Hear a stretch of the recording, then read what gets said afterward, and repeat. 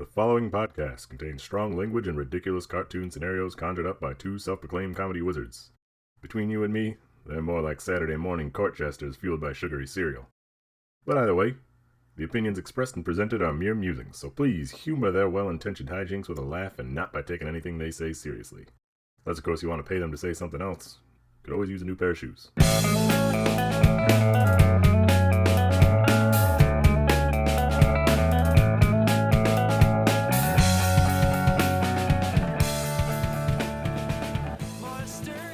Hello, everybody, and welcome to ReviewParty.com. I'm Brent. I'm Matt.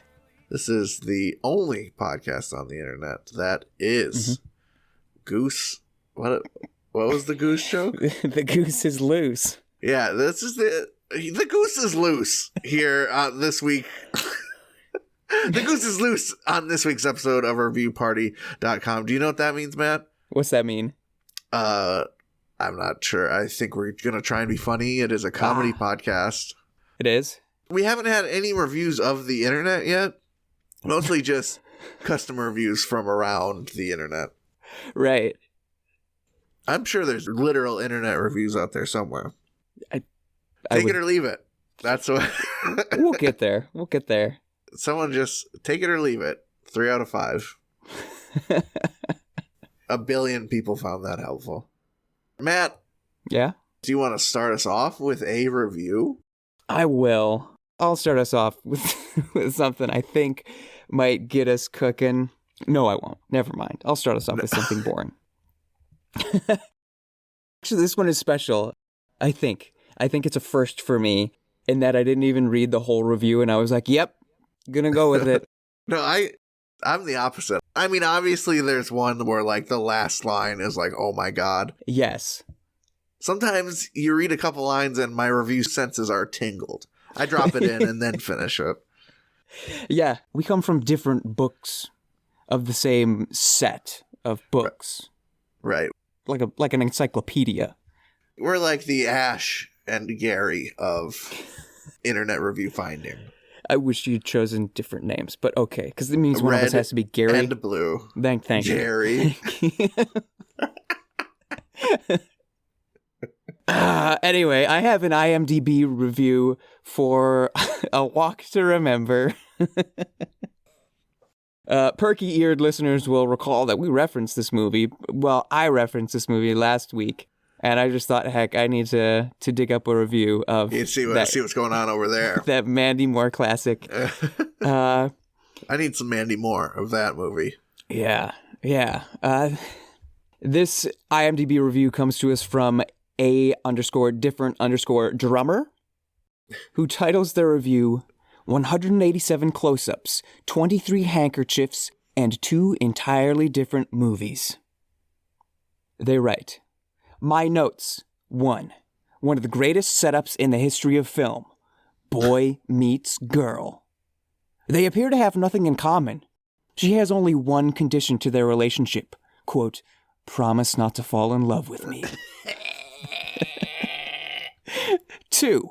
How many close-ups of Mandy Moore's face are there in this film? I stopped counting after about 110. Every one was justified. This is not, there are too many. These were all justified choices. Yes, pure artistic intent. Reasonable.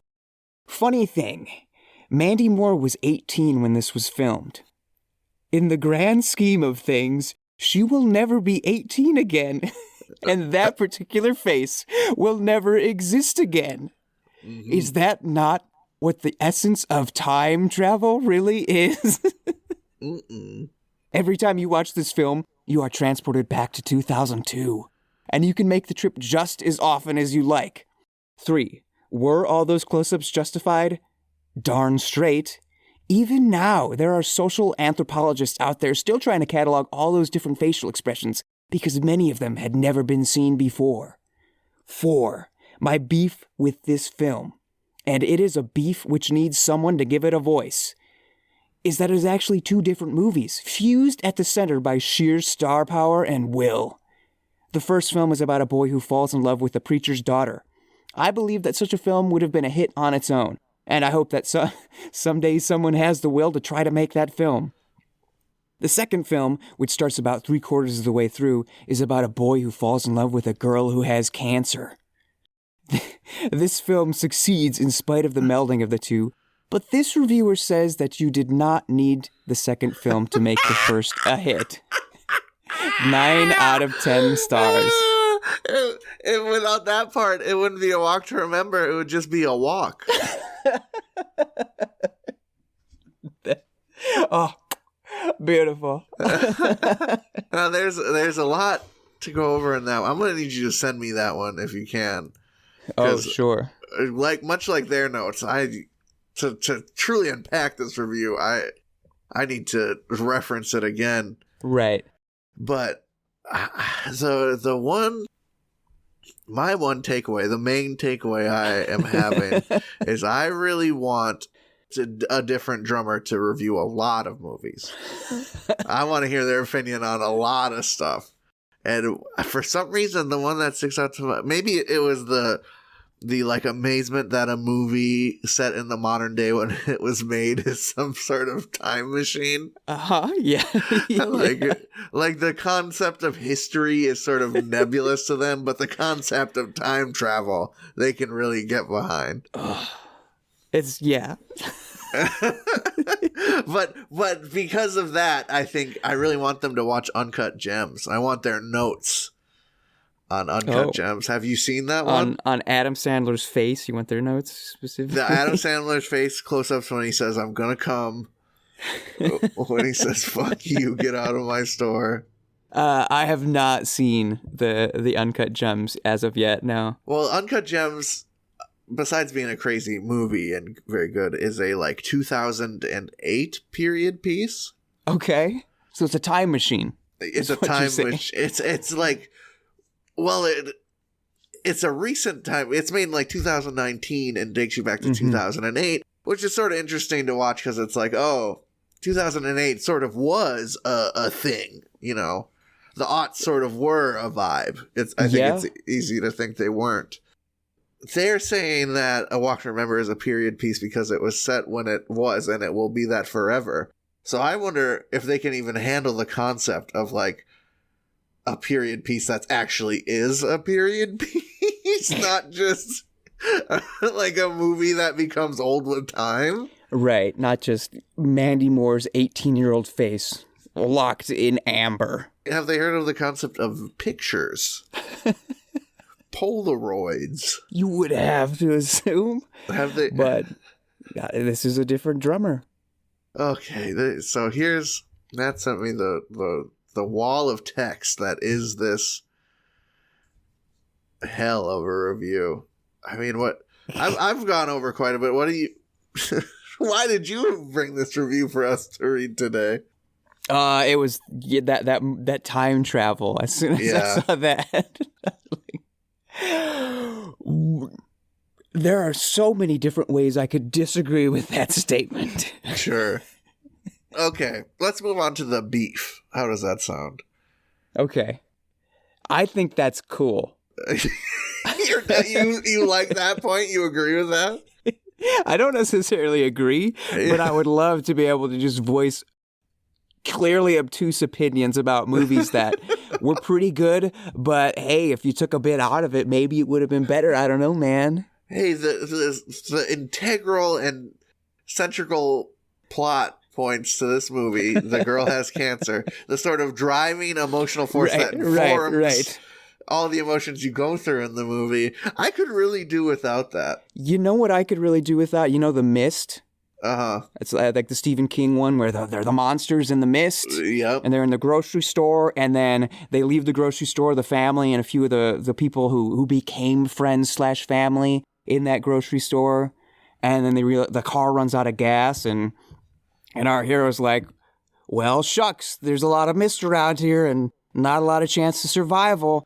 And there's only so many bullets in the gun, wouldn't you know it? So he kills his family and friends, leaving himself to die at the monster's tentacles, only for the mist to lift, and the U.S. Army comes rolling through to save the day.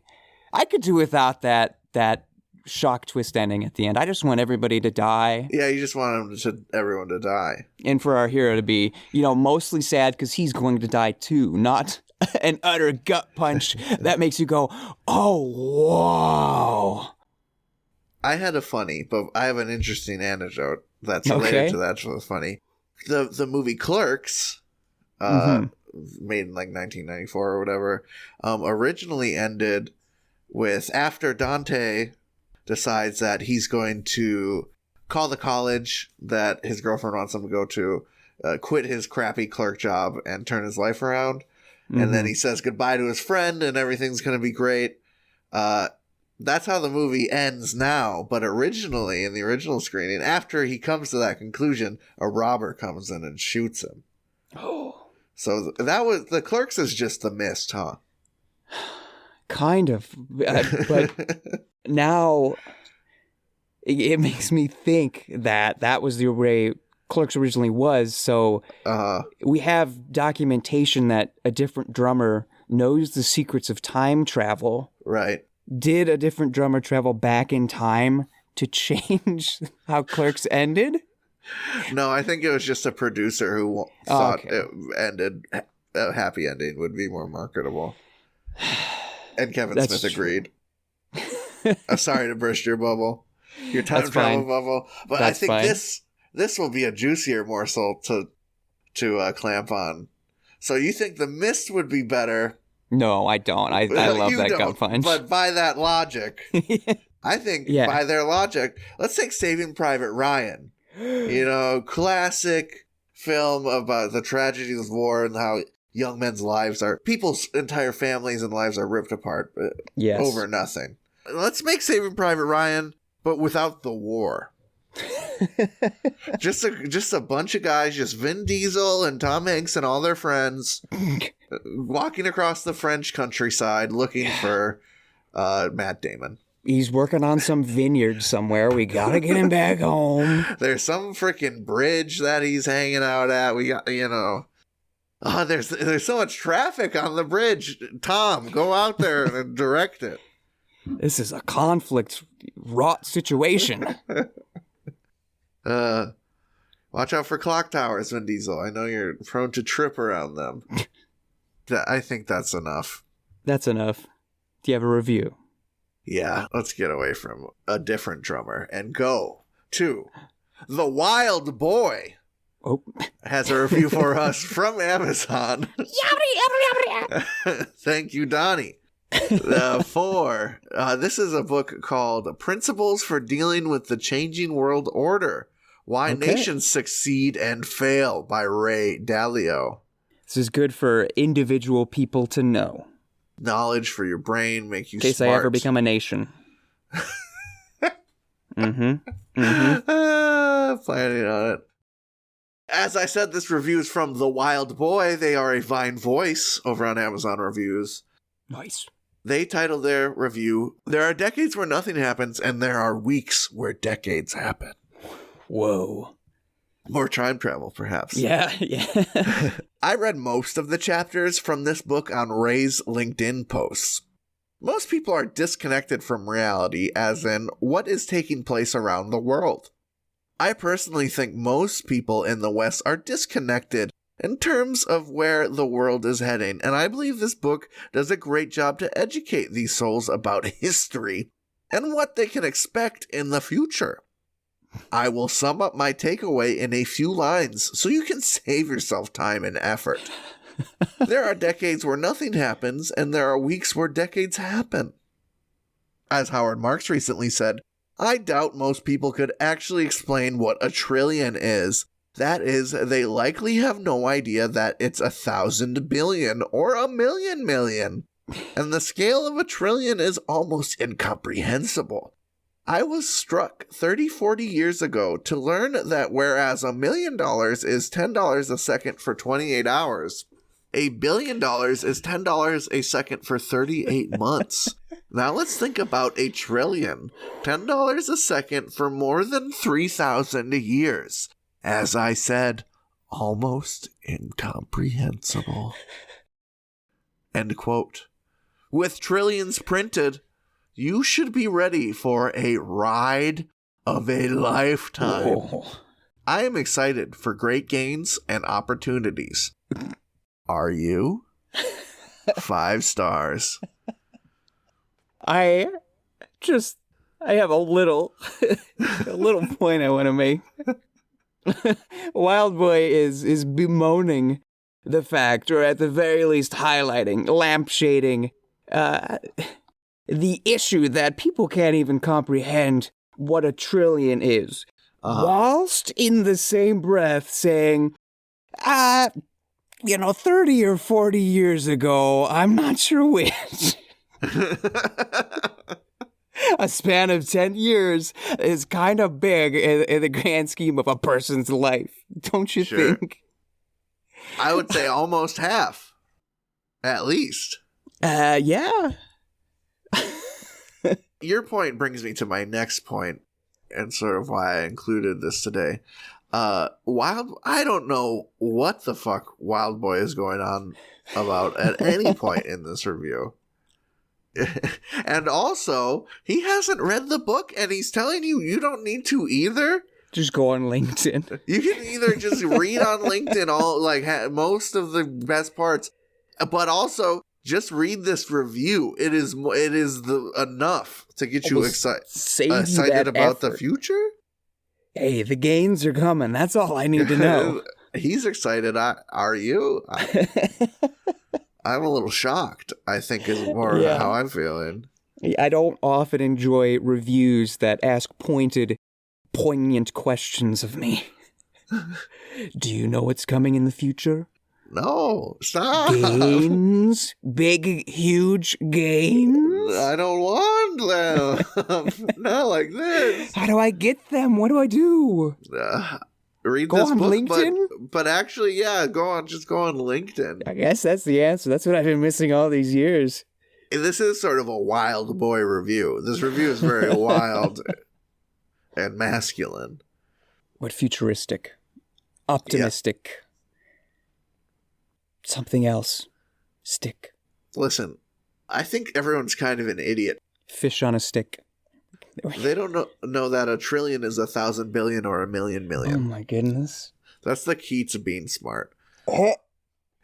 Intelligence is binary. Either you know that a trillion is 1,000 billion or 1,000,000 million, or you don't. Either you're smart or you're not. Dang it. Yeah, well, congratulations, Review Party listeners. You're all smart now. That's true. We cracked the code. Thank us and Wild Boy. Wait for those gains to come in. Yeah, now that I know that a trillion is 1,000,000 million, the gains are no doubt ready to flow. The gains are rushing towards me like a bursted dam, and I'm at the other side of the river. And I'm a sponge. I'm a sponge ready to absorb said gains, and I'll just be screaming, "A trillion is 1,000,000 million!" That simple truth will set you free. Yeah, put that shit on my grave. A trillion is 1,000,000 million. People will be like, whoa. You got a review? Yeah, I got one. I think we can handle it well. I know we can handle it well. Listeners, don't judge us until we actually make the jokes. Okay. I have a Google review for the Galena Day Spa, written by Lucy Mattinen. Lucy writes, Jamie is gifted, but I walked out when Jerry, a 70-year-old pervert, got too close to my breasts. And when I complained to Mary in management, said I was never going to return there. Sexual harassment. Do not go. 1 star. That's what you're giving me, huh? That's what I'm giving you. This is a restaurant? All right. It's a day spa. A day spa, so... where you go to get massages. Come on, improv brain. I know you got it in you. This woman has... She has like an invisible orb around her bed. A personal bubble, I guess is what you would call it. Yeah. That was...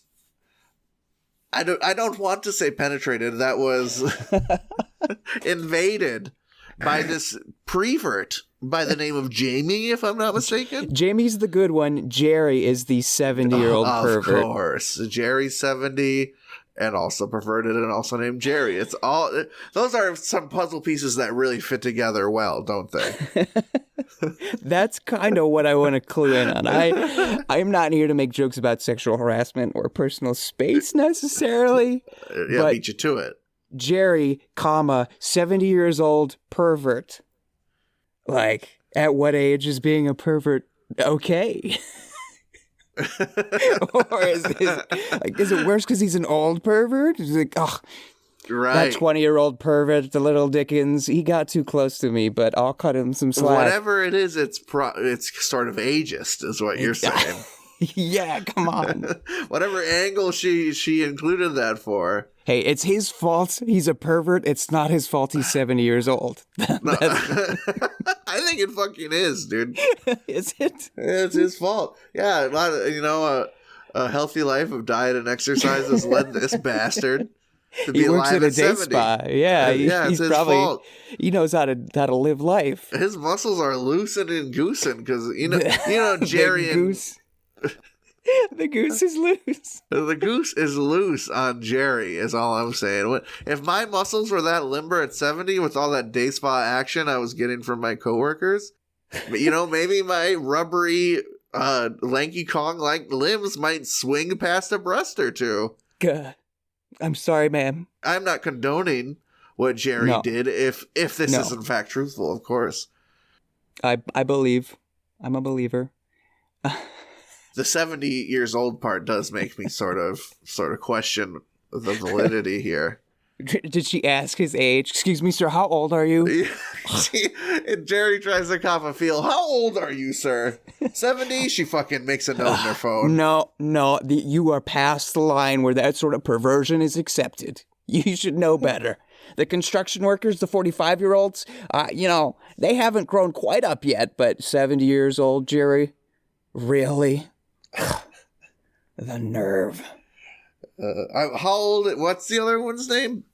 Jamie and Jerry. Those are two hard ones. Jamie, yeah. Those How names old is Jamie? I feel like Jamie is a lady in this case. Jamie's a lady. Okay. But I don't know. But what if Jamie tried to cop a feel? Would her age be mentioned, or perhaps her sexual orientation, review writer? I have no idea. Jamie, 24, lesbian, tried to cop a feel. I talked to Mary in management. She was like, "Oh, happens all the time." But she does good work. Imagine a customer mentions sexual assault. The manager is just like, "Oh, geez, again." Shoot, darn it! It's only Tuesday. You made me think of an interesting thing though for Jerry's spry, lithe-like body at 70. He said he's getting rubbed down by his coworkers for all these years. Do you think that is a thing that actually happens? Like you work at a day spa massage center. Do your coworkers like, hey man, I got some kinks to work out? Absolutely. I wonder how awkward that is, or if it isn't at all. When I worked at Chipotle and it was employee mealtime, whoever was good at making the burritos would be like, hey, what you got? What you need, man? Oh, I got you. And we'll whip it together real quick. You work in the chiropractor office. Hey, Jimbo, my shoulders been bugging me lately. You want to do a quick pop? Oh, wait. 70th birthday last weekend? Watch the titties, Jimbo. Watch them, bro. You've crossed that threshold now. You can't. There's no going back. I'm sorry. Fucking little fingers are just vacuum. It's like a magnet with reverse polarosity going on those spinners now. Just like you need to retake the driver's test. You're getting old. You gotta. There's some new rules for you, old man. Pause off. Keep your mitts to yourself. Yeah. When you're 70, you gotta go to the DMV and get a new license that says pervert on it. Right under your birthday. I'm paying for this? Eyes, hazel, height, 5'10". Pervert? Yes. What a life. What a life to be a pervert? Yeah, I bet. Probably wild. Especially if you're 70. You don't got a lot else going for you. No, you can't really spit game at that age. Just your own teeth. And your pills if you're ornery. You gotta take your pill. Yeah, but you hide them under their tongue. You look at the whatever young man or lady you're trying to court in the retirement home, and then you spit them in your hand and go, I ain't taking these. I got my part-time massage job. I can't be all doped up. They make me lose my strength. Yeah. I'm sure Jerry got a little handsy. I wouldn't put past Jerry 70. No bueno. Jerry 65, maybe I'd be a little more apprehensive. And you can't blame... Slippery? I don't know. That's not an excuse. Hey, you know what I just thought of? What? Like a massage... What is it, massage therapists? What do they call themselves? Yeah, that's the name for them. Yeah, massage therapists working on each other at the spa before their shift. Mm-hmm. That's sort of like when, before the podcast, we make each other laugh. Oh. The audience isn't allowed to hear that. Gotta get kind of... You warm each other up with a couple of... Uh-huh. And maybe we get a little handsy. I mean, we're approaching 70 at any rate. Yeah.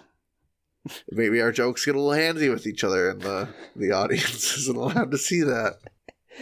What works. Oh, let's go to break and work it. Ooh. My funny bone needs a little kapow, bud.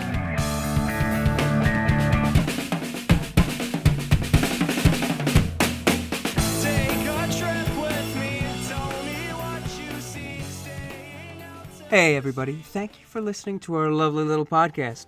If you'd like to go above and beyond in supporting our show, or have the most fabulous conversation starter since sliced bread, go to reviewparty.com. Click on shop and explore some fabulous t-shirt designs. Where's your favorite place to wear a t-shirt? On my body. Mine is at the store. That is a good place to wear a t-shirt. Reviewparty.com. Click shop. Why stop there? Don't stop now. Don't stop me now, because I'm buying a t-shirt. I'm buying a shirt. Ladies and gentlemen, welcome to the second half of the episode, and welcome to Me, You, and Meme Reviews. That's right, it's that time again where every good number of episodes or so, we take, it's like 15, do the math. We take a look at some products or things that get viral, get meme-worthy on the internets, on blogs, on BuzzFeed, possibly on Ellen, just because the reviews are so dang dank, man. They're hilarious. They're hilarious. Everyone's pointing their browsers. Set sail to meme review. It's funny. In the past, we've looked at the Hutzler 571 banana slicer. We've looked at the 3 Wolf Moon shirt. We've looked at a lot of stuff. And by a lot, I mean like 4 or 5 at this point, which is a lot. That is a whole handful. The point of it being that we dissect the funny meme reviews, but then find the product ourselves, test it out, and review it for realsy, because we know the power of both comedy and memes and actual, factual reviews. And on this, our 90th episode, we're going to take a look at the Haribo sugarless gummy candy, the sugar-free gummy bears. Throwing it back. Way back. Ages, indeed. If you don't know the story of the Haribo sugar-free gummy bears, what do you do listening to this podcast, to be honest? That's like listening to an NBA podcast without knowing who the Knicks are or something. So chances are you know Haribo made these sugar-free gummy bears. People ate them and got the poos. I could Of the read liquid you, sort. Of the liquid sort, the violent sort. I could read you the Know Your Meme chronology, but if you're interested in that, check the blog. It'll be on there.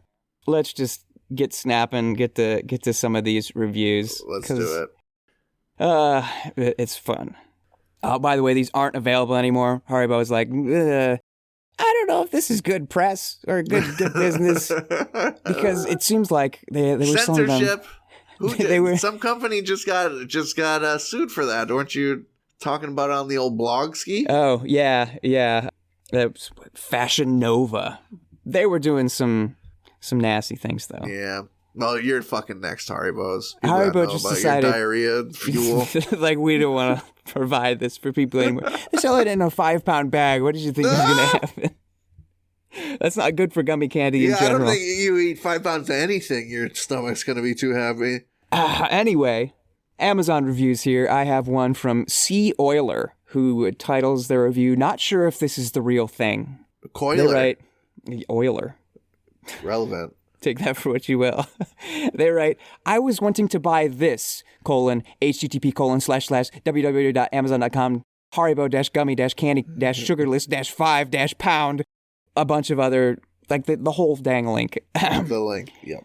But I didn't want to spend the $46, so I went for this smaller alternative. Have not seen any of the effects named. Beginning to think I may have been had. 1 star. Oh, what? That's not a meme. That's just unsettling. That is fucking copy pasta, horror movie, Edgar Allan Poe, heebie-jeebies. This dude didn't go to a pharmacy for laxative. He wanted to buy the gummy bears for the diarrhea. Is that what I'm getting? Oh, I'll go on. Amazon customer Scott titles his review, "Good taste, didn't work. We bought this product in hope that it might loosen my 97-year-old grandpa's system." No! Nope. Go to a doctor! He takes pain pills, which historically can clog the system, but they just couldn't help him. And for the record, he ate a lot of them through the day. For the people that don't know, these gummy bears are supposed to make you sit on the toilet. 3 stars. They're not supposed to. Do you Correct. know what supposed to means? They are not supposed to. Lee Brooks didn't have the advertised result. No. I got these as a Christmas present for my cousin, hoping that they would make him shit his pants. Very disappointing. But 5 stars. Strange. This isn't the laxative scene from fucking Dumb and Dumber, people. Yeah, I'll go one more for you. Terry P. "I was disappointed. I read the reviews. They taste great. I'm not sure if I was hoping for an explosive bowel movement or not. I was let down. Based on the reviews, I thought, let's have some fun." Oh, what the fuck? Nothing happened. A little gas, but that was it. 1 star. All these people on here are like, "I was physically ill, Lamau. Do not buy these products." And these I know I call reviewers like freaks.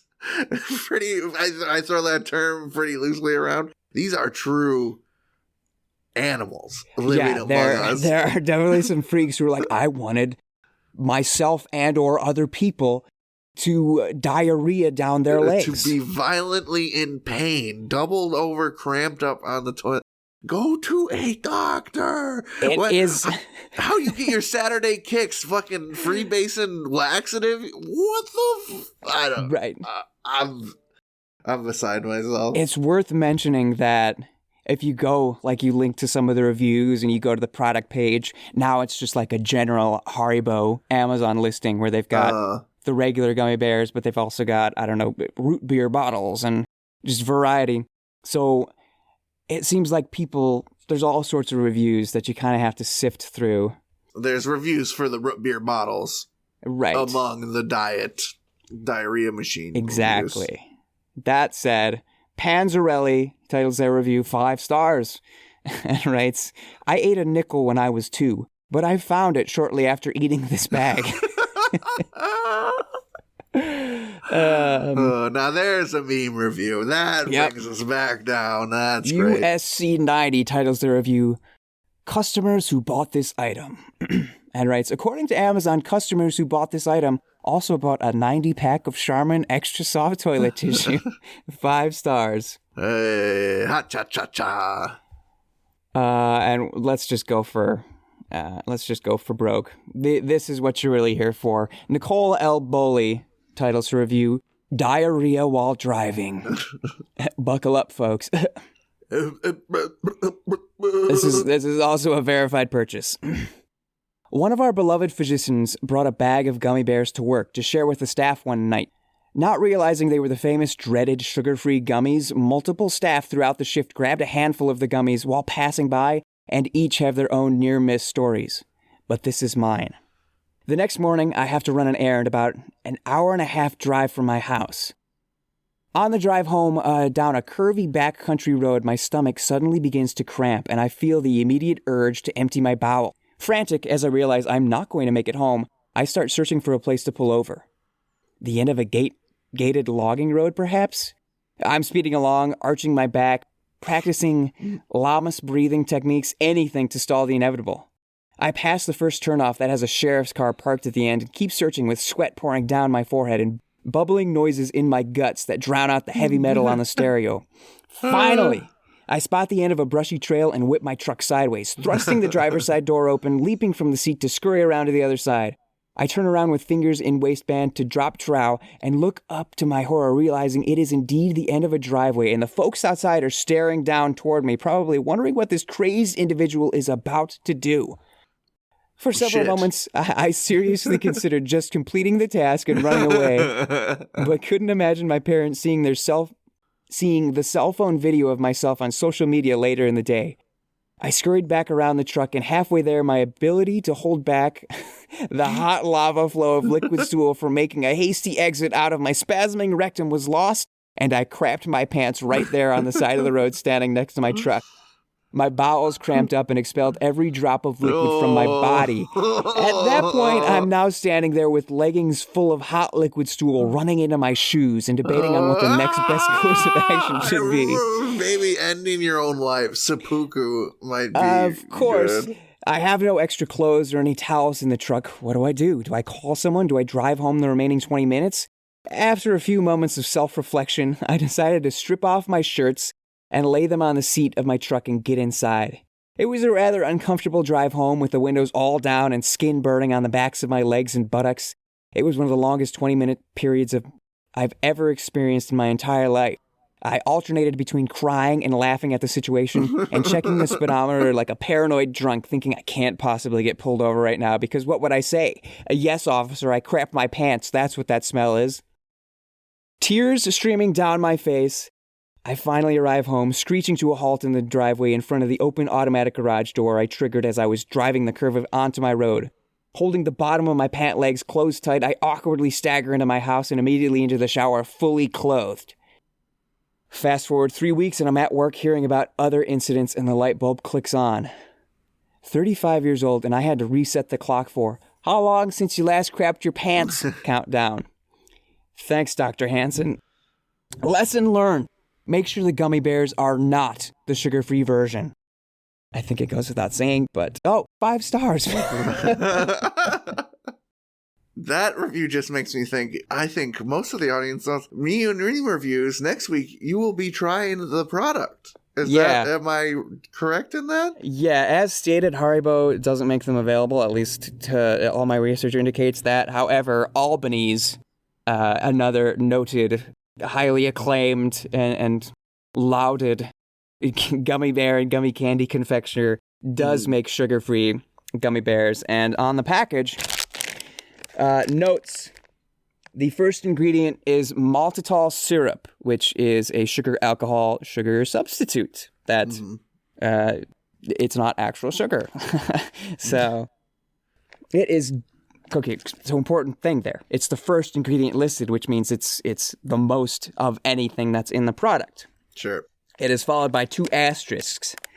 Lower on the ingredients is written Consumption may cause stomach discomfort and or laxative effect. Oh my God! Individual tolerance will vary.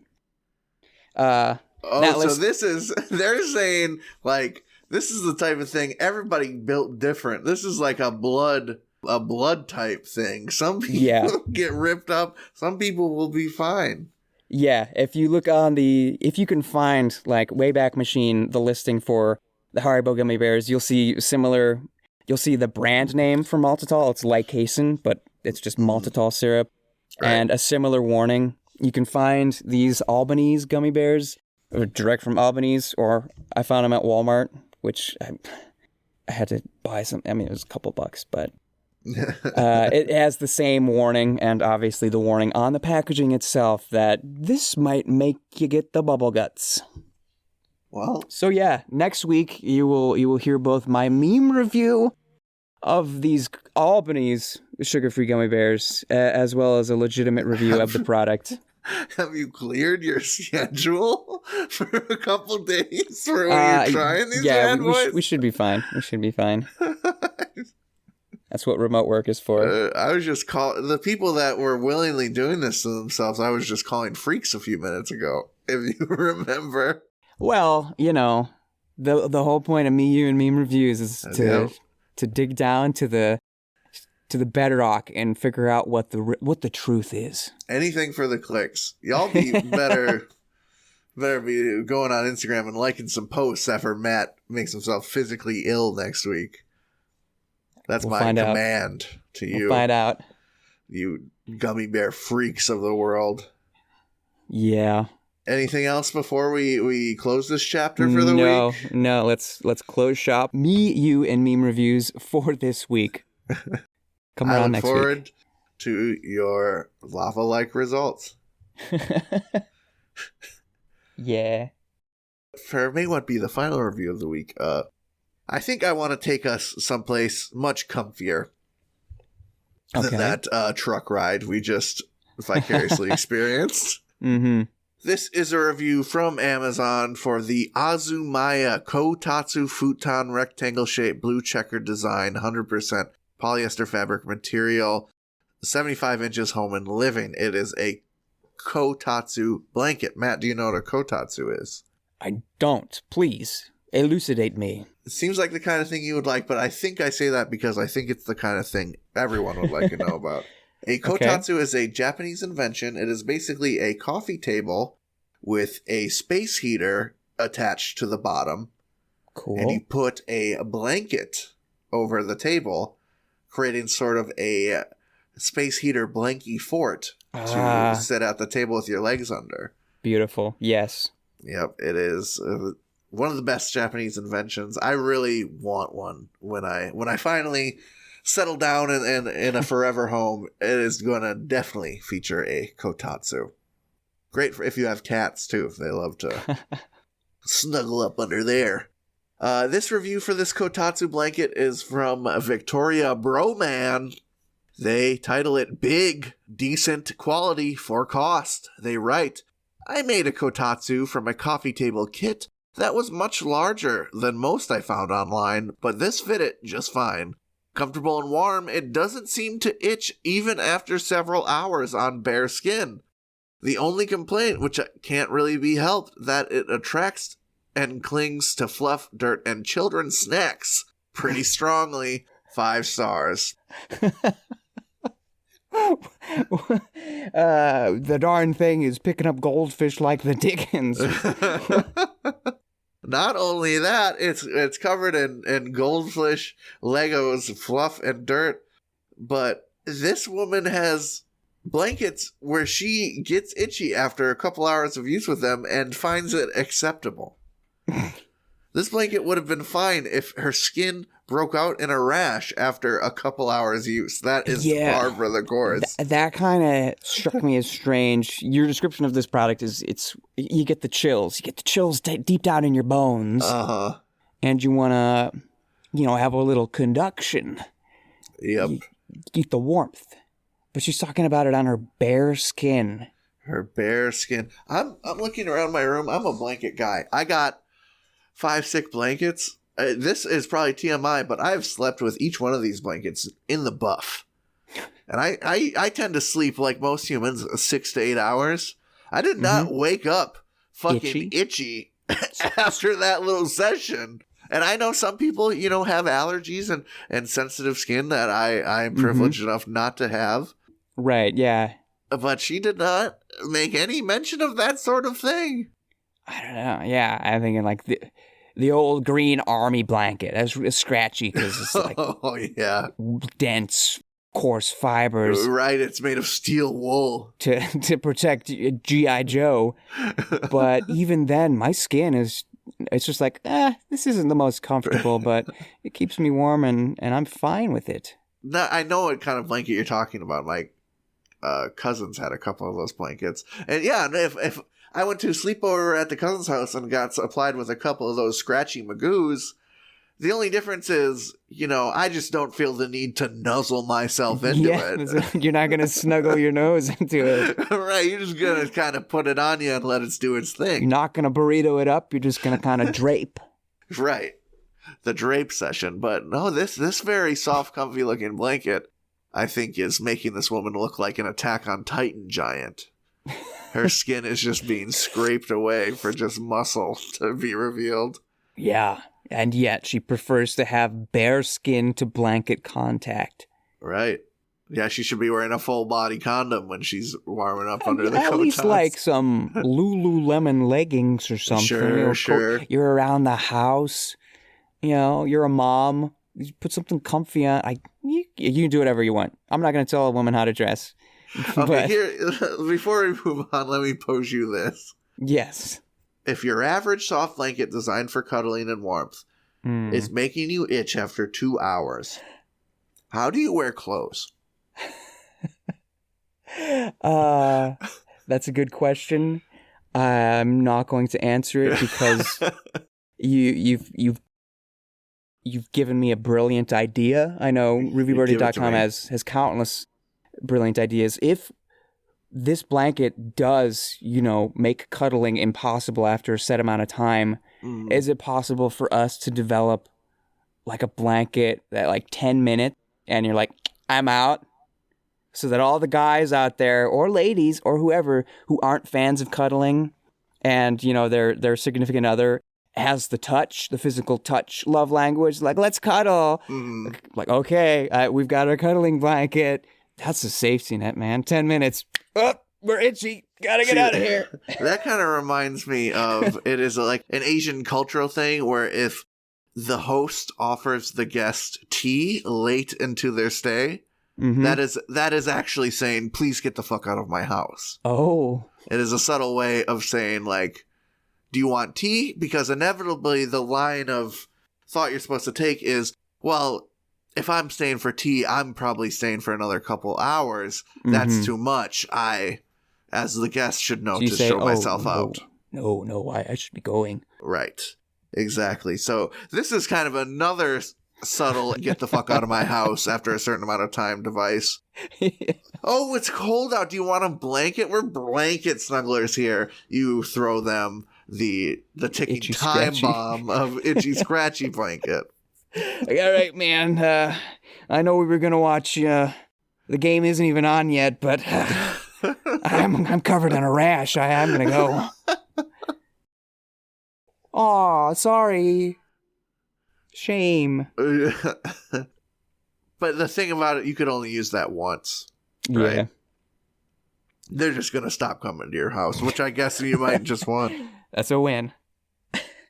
They're going to start having, like, PTSD and subconsciously hating blankets. You're going to fuck this person up for life.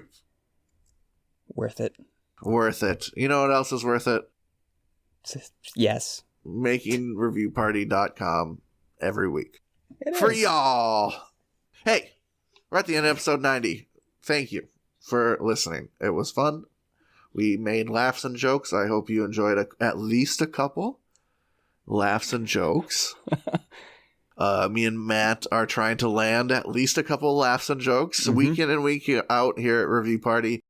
New episodes every Tuesday, Reviews Day. We'd love to have you enjoying those new episode drops along with you. Matt, what else do the people need to know? You need to know where to find us on social media. Where do you find us on social media? Why, take out your Google machine and type in @reviewparty.com. You will probably find pages, profiles of us on Instagram and TikTok @reviewparty.com. You may also possibly, depending on the search engine optimization, find us on Twitter, but technically our tag is @reviewpartypod there. What you also might find in the Google box is reviewparty.com, our home website, where all sorts of fun can be had, listening to every single episode, reading every single blog post that is related to reviews in some cool or obscure way, whether it's funny or educational, for Pete's sake. And there's a shop where you can buy just like cool merchandise. You're doing a lot of talk of poking and finding around the internet.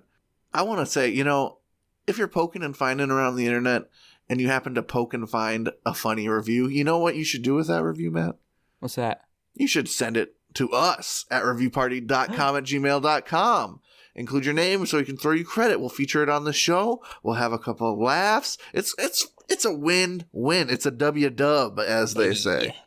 And if you're poking around, chances are you might poke up your nose from time to time, which just happens.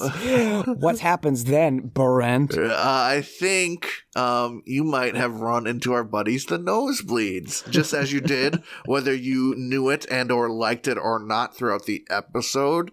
That's right, our theme song is a song from them called Bread for Breakfast.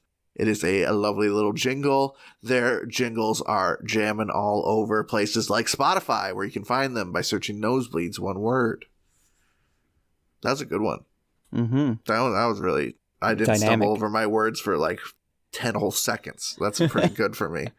I got a review to see us off here, if you would like. See me out. This week's finisher is a review from Amazon for Bamboo Anime Cosplay Swords, Roanoa Zora, Yama Emma, Death Surgeon, Trafalgar D, Waterlock, Azuki Odin, Ame no Habakiri, about 40.75 inches, anime original texture for role-playing. The product name says about 40 inches. About 40.75 inches. Okay. Good. After listing just several random anime character names. Zora. This review is written by Micah K. Benson. They write, I thought it was real, but it would. 1 star.